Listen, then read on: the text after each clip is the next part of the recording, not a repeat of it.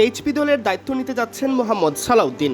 পাকিস্তানের বিপক্ষে টেস্ট সিরিজকেই ধরা হচ্ছিল জাতীয় দলের সাথে তার শেষ অ্যাসাইনমেন্ট। তবে দেশের এই কোচ জাতীয় দলের সাথে থাকছেন আসন্ন অস্ট্রেলিয়া সিরিজেও। বাংলাদেশ জাতীয় দলের ক্রিকেটার গড়ে তোলার green room HP unit, high performance ইউনিটেই গড়ে তোলা হয় আগামীর সাকিব তামিম।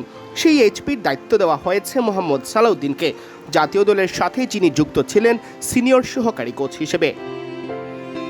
পাকিস্তানের বিপক্ষে টেস্ট সিরিজ জয়ের পর সালাউদ্দিনকে ঘিরে অন্যরকম উদযাপন দেখা গেছে টাইগারদের। কারণ ধরেই নেওয়া হয়েছিল জাতীয় দলের সাথে এটি সালাউদ্দিনের শেষ সিরিজ। তবে তাকে অস্ট্রেলিয়া সিরিজেও জাতীয় দলের দায়িত্বে রেখে দেওয়ার কথা ভেবেছে বিসিবি।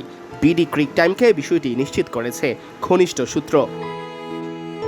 এইচপি ইউনিটে অবশ্য অনূর্ধ্ব 23 পর্যায়ের ক্রিকেটারদের পাশাপাশি জাতীয় দলের বাইরে থাকা ক্রিকেটারদেরও দেখভাল করা হবে। তাই সালাউদ্দিনের কাজ হবে শীর্ষস্থানীয় ক্রিকেটারদের নিয়েই। জাতীয় দলের সাথে তার সংযোগ তাই থেকেই যাচ্ছে। সমর্থকদের দীর্ঘদিনের দাবির প্রেক্ষিতে 2024 সালের শেষ দিকে জাতীয় দলের সিনিয়র সহকারী কোচ করা হয় সালাউদ্দিনকে।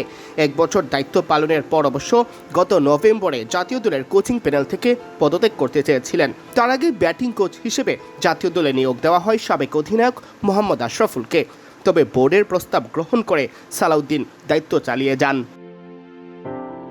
বর্তমানে জাতীয় দলের কোচিং প্যানেলে রয়েছেন প্রধান coach Phil Simmons, batting coach Mohammad Ashraful, spin bowling coach Mushtaq Ahmed, fielding coach Ashiq Majumdar, pace bowling coach Shaun টেটের কাজ করে যাওয়া নিয়ে সংশয় রয়েছে। জানা গেছে ভারতের রাজ্য দল বাংলার কোচ হতে আগ্রহী তিনি। জাতীয় দল ছেড়ে এইচপির দায়িত্বে কেন যাচ্ছেন? সম্প্রতি বিডি ক্রিক টাইমকে দেওয়া সাক্ষাৎকারে তা খোলাসা করেন সালাউদ্দিন। না দেখুন, এমপ্লয়ি হিসেবে তো আমার বেশি কিছু বলাও যাবে না, ঠিক আছে। এখন যেহেতু দেখুন আমি সবসময় চেষ্টা করি আসলে চেইন মেনটেন করতে, তো আমার মনে হয় যে আমি এখন যে পজিশন আছে সেটা যেই কাজগুলো করতেছে এটা প্লেয়ার বলেন সমর্থক বলেন সবার দিকেই আসলে এটা প্রশংসা দেখছে এবং ভবিষ্যৎ বলে দিবে সে আসলে কোথায় আরও কত বেশি কাজ করতেছে। এবং আমি মনে করি যে এই যে এইচপিটাকে আরও ঢেলে সাজানো সেটাও একটা ভালো উদ্যোগ। তো আমার মনে হয় এবং এই কারণেই আসলে আমার এখানে আসা, যে তামিমের কথার কারণে আমি এখানে আসছি। কারণ আমার কাছে মনে হয়েছে যে সে যেভাবে চিন্তা করতেছে সেটা দেশের ক্রিকেট নিয়ে চিন্তা করতেছে। তো আমার মনে হয় যে দেশের ক্রিকেট নিয়ে চিন্তা করছে তাকে আমাকে হেল্প করা